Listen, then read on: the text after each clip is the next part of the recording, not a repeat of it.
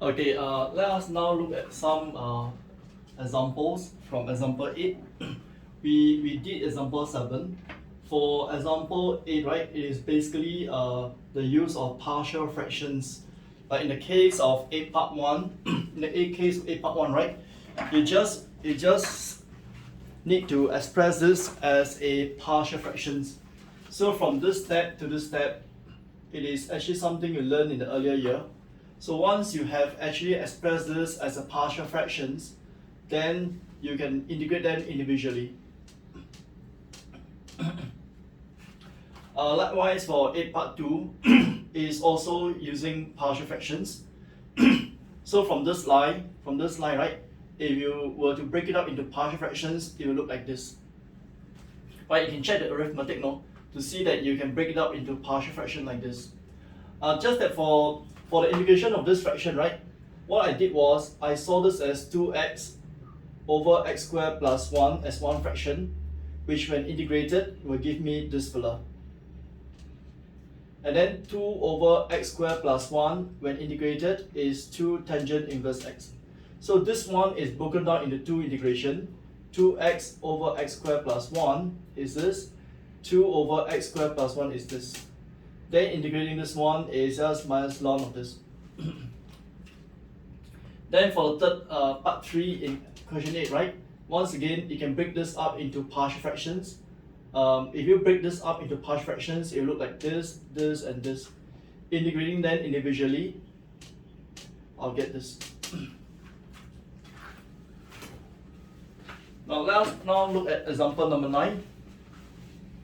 Okay, for the case of example number 9, we have to make use of formulae that we learned earlier on. Remember, I told you to copy some of the formulae on page 2 of your notes, right? This is actually the first formula I asked you to write down. This is actually the third one, if you can remember, right? Okay, so for number 9 part 1, right, this one is exactly of this form. Okay, this one is exactly f prime x fx to the power of n. So now, according to this formula, right, is n plus 1, which is 10 divided by 10.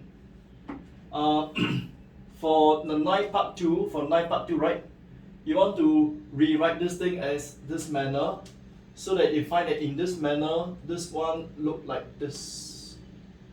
And then you can integrate and see that you get to the same answer.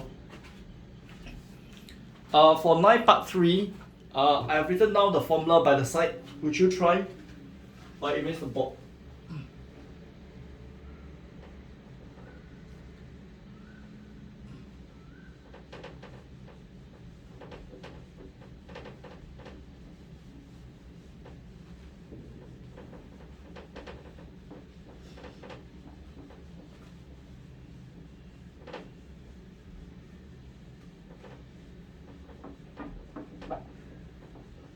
Okay, for the case of 9 part 3, if you recall, this is a formula that involves a square root on the denominator. And to use this formula, right, you want to make sure that the numerator is the differentiation of, now be very careful though, the differentiation of this thing inside. What is the differentiation of 1 minus x squared?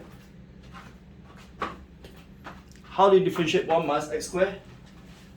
Differentiating 1 minus x squared is minus 2x.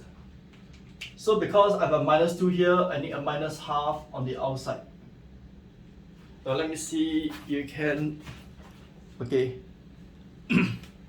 Then this becomes minus half, and then 2 times the denominator. Okay, how you can see now, this is minus 2, this minus half. So by putting a minus 2 here, this one becomes the f prime x. So it's f prime x over square root of fx. And the answer is twice the denominator. And then, of course, I expect to tidy up to give you just minus square root of 1 minus x squared plus c. that brings us to example 10. Let's do example 10.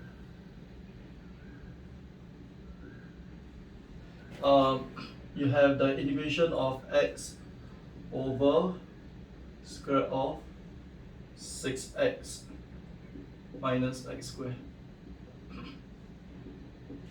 Okay.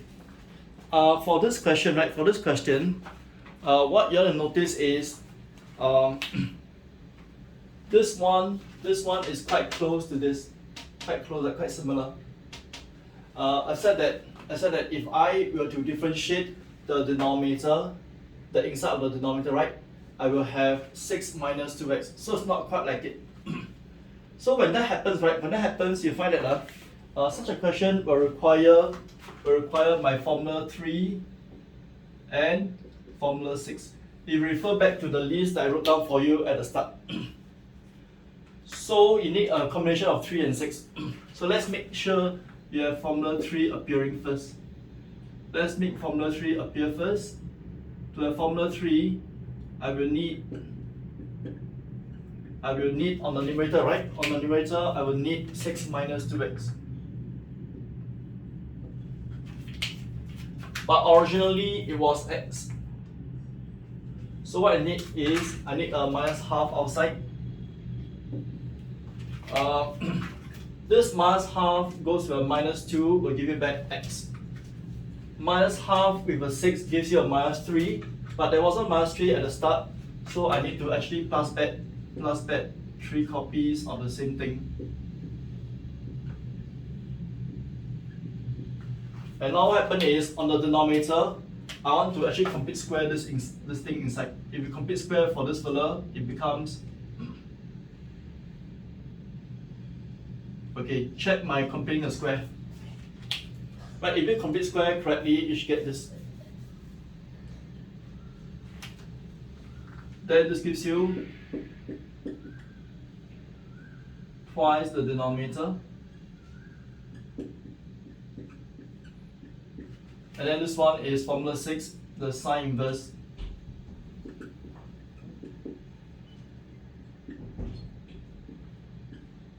Plus C. Right, this is example 10.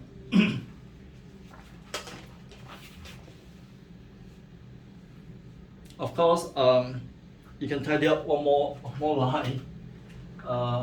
This gives you minus square of 6x minus x squared plus 3 sine inverse x minus 3 over 3 plus c. That is example 10. Okay.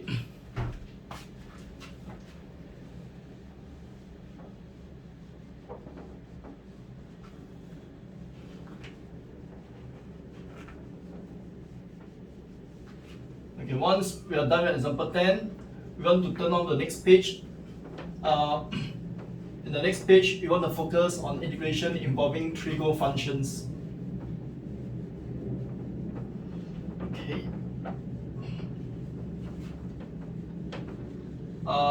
So for integration involving trigonal function, you must of course know all your trigonal identities very well, because many times you need those trigonal identities to help us to perform the change so that you can integrate the trigonal function. Right.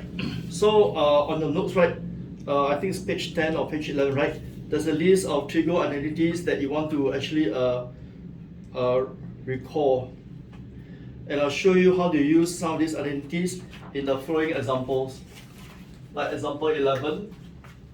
Example 11. Part 1.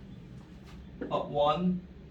Integrating cos of, okay, cos of x sine of 3x dx. For this question, actually I prefer to write the sine 3x in front. You know, I prefer the bigger multiple of x in front. Right. Okay, for this one, right, you need to know the trigonal identities for this one. Sine p cos q is known to be half of sine p plus q plus sine of p minus q. So you need your memory work at your fingertips, you know. That means to say you know how to convert sine p cos q. So using this conversion, I can then write this thing as half integration of sine 4x plus sine 2x dx.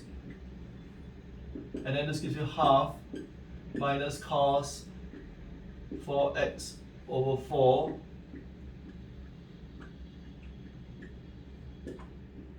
plus c. Like this 11 part 1. Then for 11 part 2, you got, once again, I prefer to write a bigger multiple in front, you know. Sine 3x sine of 2x dx. And then for this one, you need to know the trigonal identities. Sine of p sine of q minus half of cos p plus q minus cos of p minus q. So this gives me minus half sorry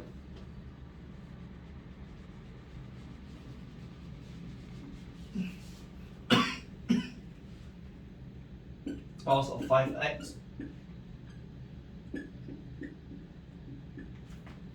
this gives you minus half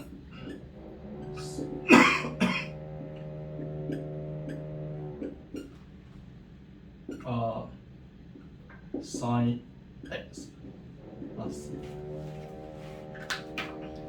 Okay, that's actually example 11. Okay, moving on, we'll look at example 12.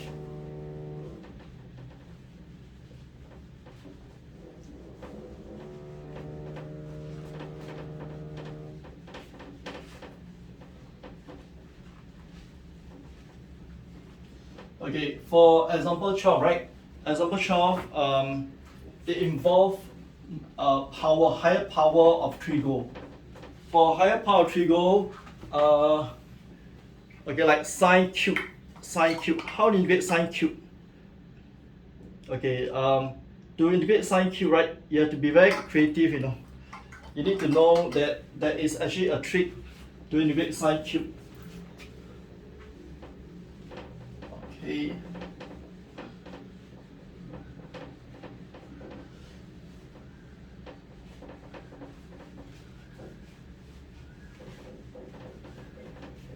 All right, let's do sine cube.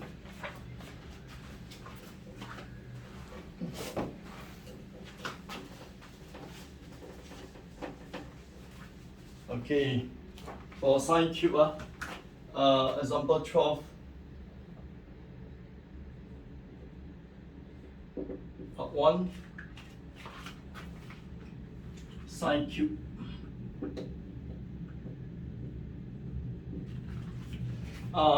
The trick to integrate sine cube is you break this out into sine x into 1 minus cosine, and then this becomes integration of sine x minus sine x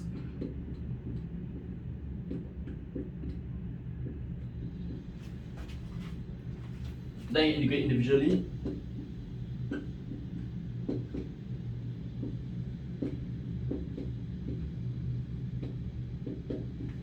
Right, this is how you get sine cube. Then if you have sine cube and cos square, sine cube and cos square.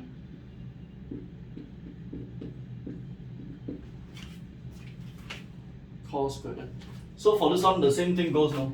We're going to rewrite this thing as sine x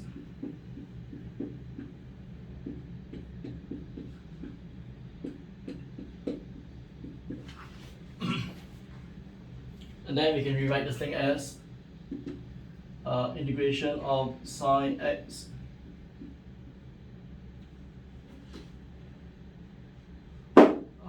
cosine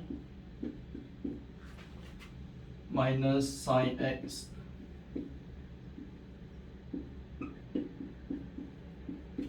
and to integrate these things, right, just like these things, right, we use the formula. Which formula do we use? The formula number one. Formula number one was like this, remember? This is the formula.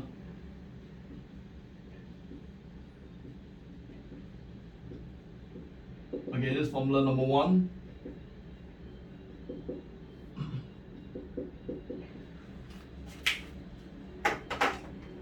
So this gives me, well, this one, right?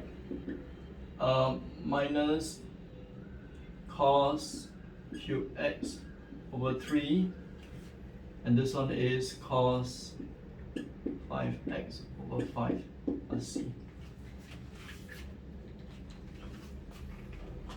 Okay, then for 12 part 3,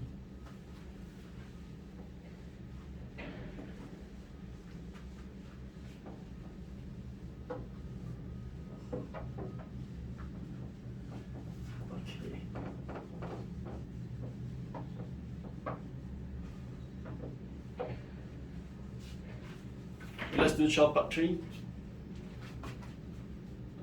12 part 3. You got integration of sine square x cos square x. Yes. Okay. Okay. This one can be written as like this, no? Sine 2x over 2 square dx. Why is this true? No, because you want to recall. No, sine 2x is equals to 2 sine x cosine x. Right, I made use of this statement.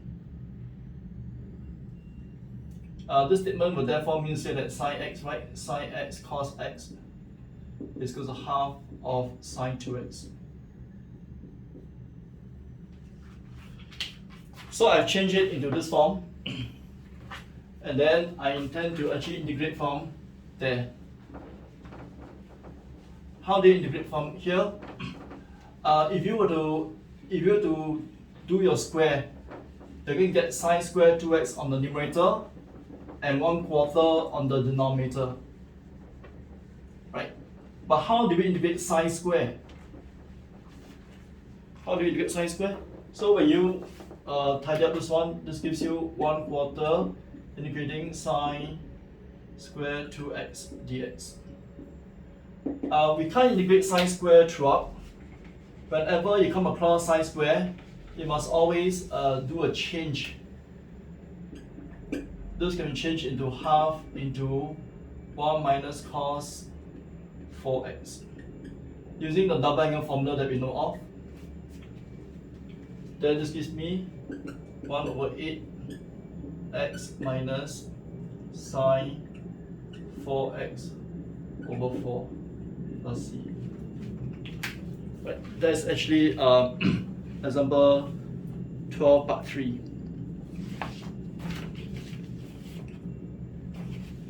Okay. Then I'm going on to number 13, more trivial integration.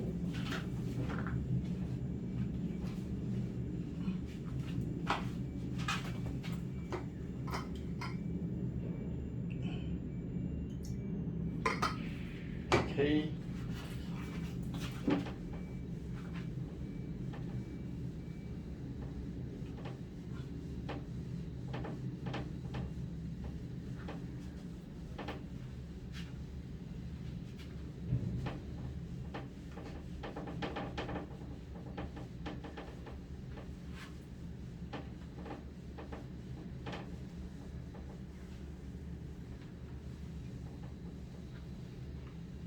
Alright, okay, so let's look at 13 part 1. Okay, 13 part 1. how do we integrate tangent square? Right? Integrating tangent square. We can't integrate tangent square right away. You must change this into secant square x minus 1. And then this gives tangent x minus x plus c. Part 2, you have cotangent square. Again, for cotangent square, you can't integrate directly. You can change to cosecant square x minus 1. The integration of cosecant square is minus cotangent x. It's a memory work, no? It's no big deal, it's memory work that you know from a lower year. Then part 3, integrating secant cube x tangent x. So for this question, right, tangent cube, okay, for this question, you want to rewrite this manner, no? Secant x tangent x, and then secant. If you rewrite in this manner, you find that this one takes the form of the same formula 1. What of formula 1 is integration of f prime x fx to the power of n dx. Because we know that the differentiation of secant is secant x tangent x. So therefore, this will give me secant x power 3 over 3 plus c. And then you have the 13 part 4 secant 3x. Let me use a space here.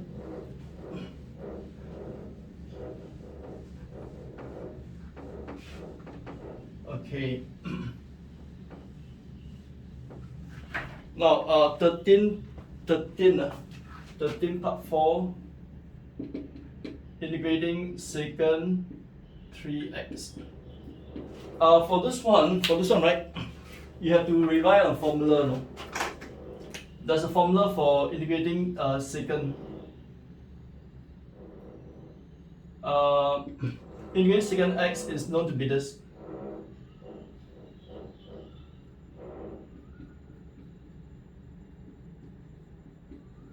Right, this integration of secant x. So now to integrate secant 3x, this becomes, okay, I hope you know this formula, okay? I hope you know this formula. This is actually a standard formula for integration.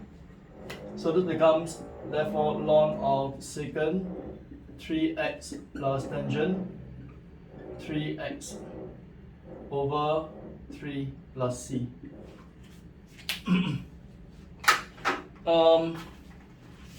You should actually ask yourself, why is the formula like this? Why this formula?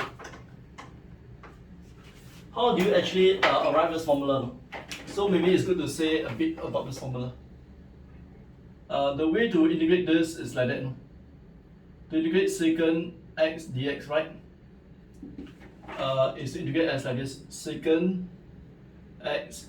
You introduce secant x plus tangent x to the numerator, and you introduce secant x plus tangent x to the denominator. By so doing, you find that the differentiation of the denominator is exactly the numerator. Why is that so? No, differentiating secant x, right, is secant x tangent x. Differentiating tangent x is actually secant square. So if you see this, then this is immediately an application of the formula 2 in the list we talked about at the start. This is how this formula comes about.